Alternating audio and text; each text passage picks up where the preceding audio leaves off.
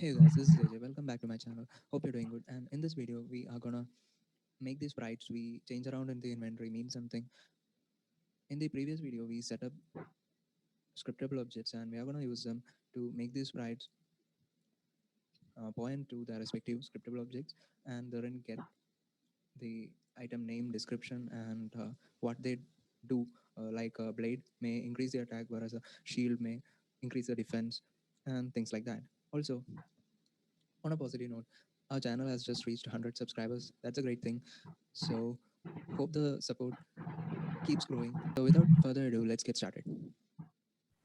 So, what we are gonna do is in the inventory, we are gonna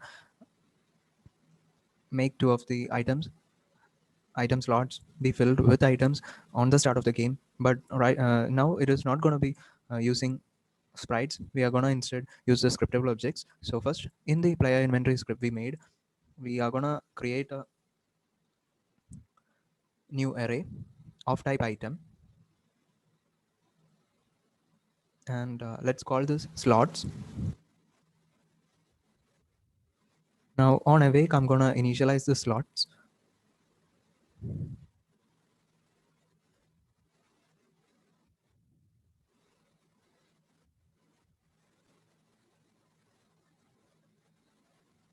Yeah, this is an array. So yeah, we are good. Now we are not gonna return inventory size anymore on get size. We are gonna return slots dot length. Okay, let's just rename this with smallest, and we are just gonna put in items in the first and the second slot. So slots of 0 equals get from id. So that's a method we created in the items script. We need to call it by using items item dot get from id because it is a static method, and we just need to pass in the item id for these items. So this is the item id we had for blade. So our first item is going to be blade. Item dot get from id, and second item is going to be a shield, and this is the item id for the shield. In the inventory item script where we set up the sprite of the item, we are going to change this sprite to item. This method is going to take the whole scriptable object now, and the icon dot sprite is going to be item dot icon get icon, which is a method we set up in the item scriptable object script in the previous video. Please go check that out if you haven't already. And that's how we are gonna make the slot have the icon of the item which it represents. Now this is gonna make game break a little bit, but we are gonna fix all those in this video.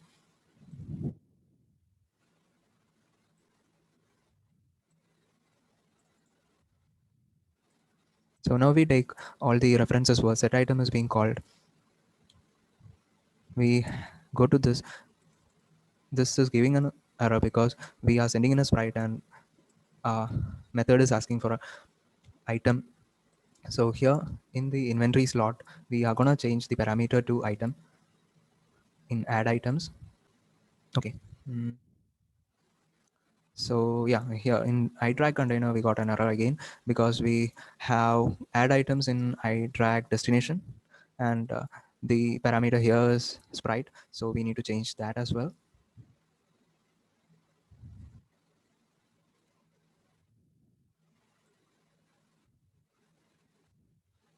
If we go to the drag item script, we again got some errors because add items is now taking the first parameter as an item, and what we get from the source.get item is a sprite. So let's go get items and change the data type to item.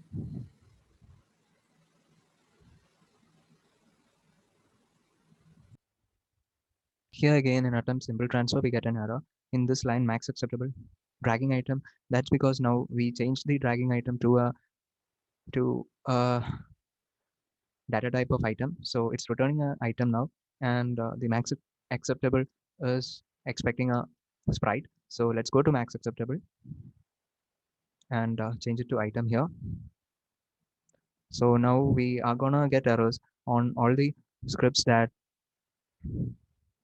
uses these interfaces. So in inventory slot, we get an error. We are not implementing uh, get item and max acceptable. That's because we changed the data types. So let's change it here as well. Here it's going to be item, and here again it's going to be item.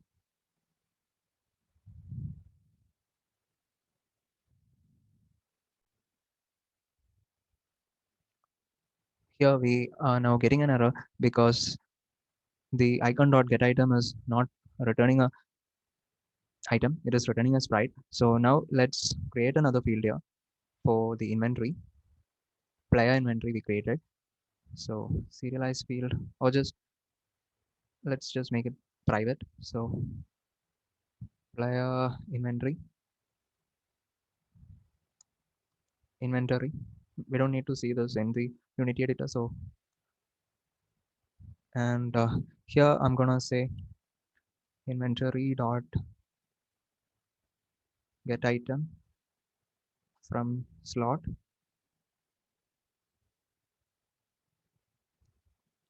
and I'm gonna pass in an index.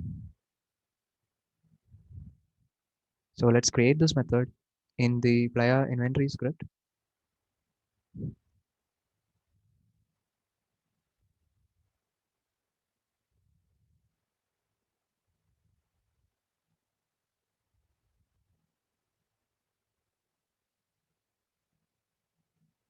And here let's just return slots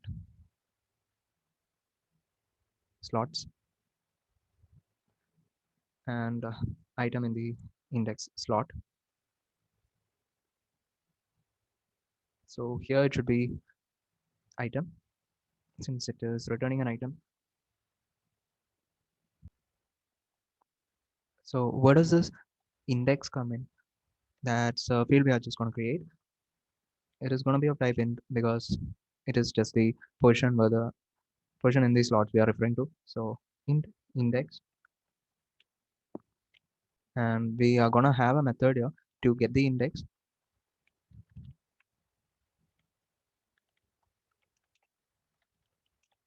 Let's call this setup, and it's going to have a parameter of type player inventory and index of type int. And in this method we are just going to say this dot inventory equals the inventory which is passed down here, and this dot index equals the index which is passed down here. So when we do this, we are assigning the index we get when calling this function to the index we have in this class. And now we just gotta say icon dot set item, and this is a method in the inventory item script, and we already got a reference for the inventory item in here, so we don't need to make that again. So if we go to inventory item, we got a set item method which we just made to accept an item instead of sprite, and here it just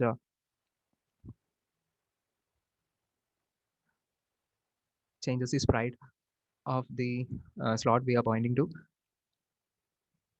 with the icon we want, or with the item we pass in here, and it just takes the sprite of the item we pass in here and assign it to the specific slot we are referring to. So here we're just going to call inventory dot get item from slot, and pass in the index. Now to have these sprites already in the inventory when we start the game for the items. We just need to go into the inventory UI script, and in the redraw method, we are just going to say slot UI dot setup and pass in the player inventory. That's our inventory, and I, which is going to be the index position we want to have the item in. So in the remove item, what we need to do is we need to say inventory dot remove from slot and pass in the index. Now let's go ahead and make the remove from slot method in the player inventory.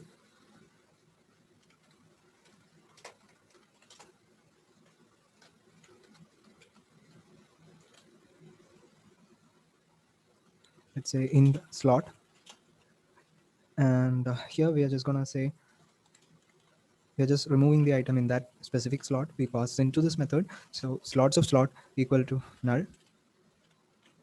And now we are gonna do something interesting. We are gonna create a event. So how you create an event is event action, and just type in the name of the event. Let's call this inventory updated. And what this does is we can subscribe to this event and we can make an action whenever this event is being executed. So say when we are removing or adding items in a slot, we are gonna redraw the whole inventory again, so there's no confusion of where the items are being placed in the inventory, because we are totally removing all the items or all the pattern it was arranged in, and updating it to the new pattern we have now. So here in the remove items, we are just going to check if inventory updated is not equal to null, and if it is not null, we are going to call this inventory updated event, and we just call this just as we would call any function. And we are going to actually subscribe to this method is inventory UI, where we redraw. So here we're just going to say inventory updated plus equal to redraw. So redraw is going to be called every time the event inventory updated is being executed. Here we are getting an error because we didn't use the reference to player inventory. So it should be player inventory dot inventory updated plus equals redraw, and we don't need the brackets here.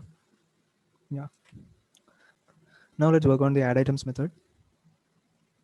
We are gonna say inventory dot add item to slot, which is a method we are gonna be making very soon. And here we are gonna pass in the index and the item.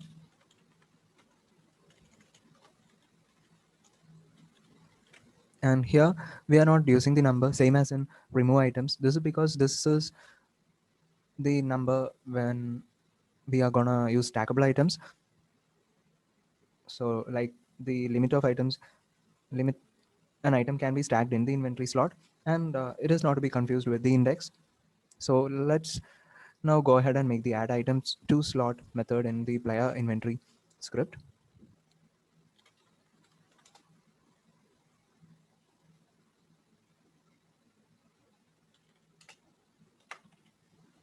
This is going to be of type bool.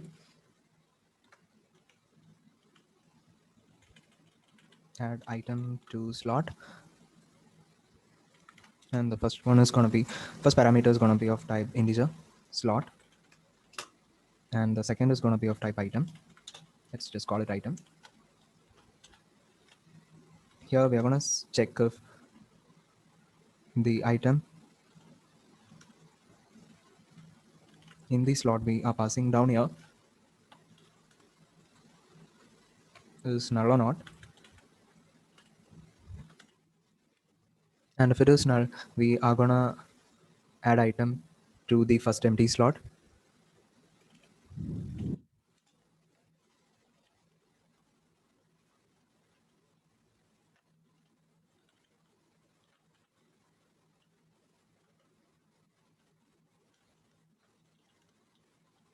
Let's pass in the item to this method, and we are obviously getting an error because we haven't made this method yet. Now let's just copy this event and place it here,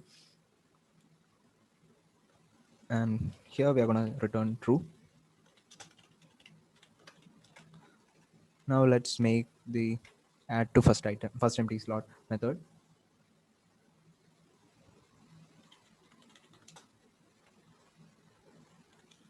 Again of type bool.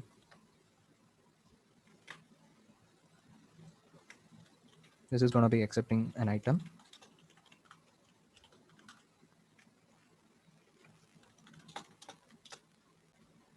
Here we are going to call another method, find empty slot, and we're going to pass in the item here.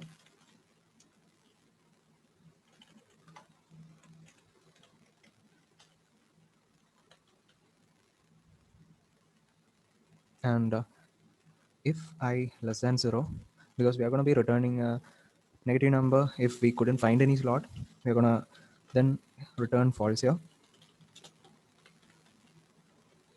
so as to know that the item could not be placed anywhere. Else we are going to place the item in the slot, in the first empty slot we had found. So slots of I equal to item, and then just redraw the inventory and return true. Now let's make find empty slot method, and since this is not going to be called from any other scripts, we are going to make it private. This is returning an int,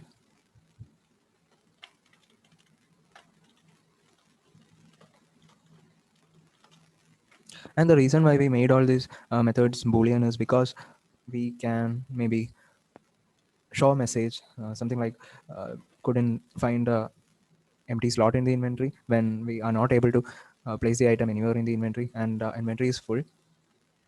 So here we're just going to say for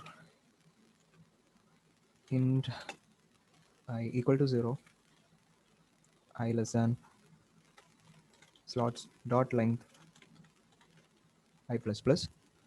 So we are going to go through all these slots in the inventory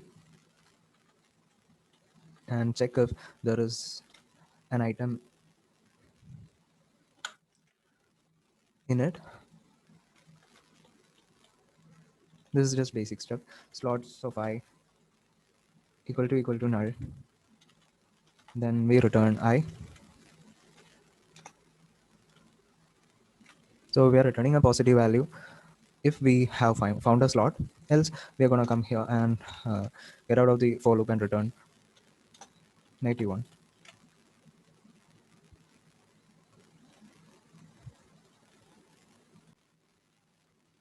And we got an error here because find empty slot is not really expecting any parameters. So let's change that. Item. This is not going to be used now anyway. This is going to be used only when we introduce stackable items. So like if we can find a slot which has the item which we are passing down now, then we can just put the item in that slot instead of putting it in a new empty slot. So we don't need to actually find an empty slot if it is a stackable item. Oh, you know what?